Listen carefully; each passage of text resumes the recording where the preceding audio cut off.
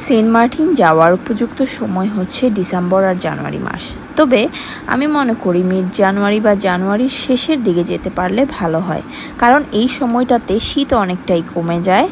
এখন যাওয়ার আগে অবশ্যই অনুমতি নিতে হয়, যেটা চাইলেই আপনি করতে পারবেন। এজেন্সির হেল্প নিলেও নিতে পারেন।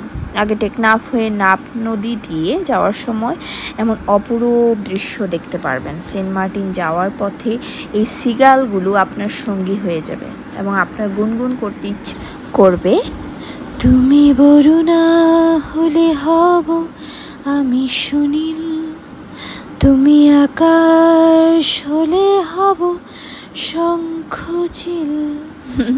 যদি এই শঙ্খচিলগুলোকে আমরা প্যাকেটজাত খাবার না দেওয়াই ভালো, কারণ এগুলো ওদের ক্ষতি সাধন করতে পারে। সেন্ট মার্টিন দ্বীপের ঠিক কাছাকাছি পৌঁছালেই দিগন্ত বিস্তৃত এমন নীল স্ফটিক স্বচ্ছ জলরাশি আপনাকে মুগ্ধ করবে।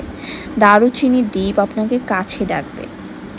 জানুয়ারি জার্নি শেষ করে যখন আপনি জেটিতে পা রাখবেন, আপনার সকল ক্লান্তি দূর হয়ে যাবে। সেন্ট মার্টিনের মন মাতানো সূর্য আর স্বচ্ছ নীল জলরাশি দেখে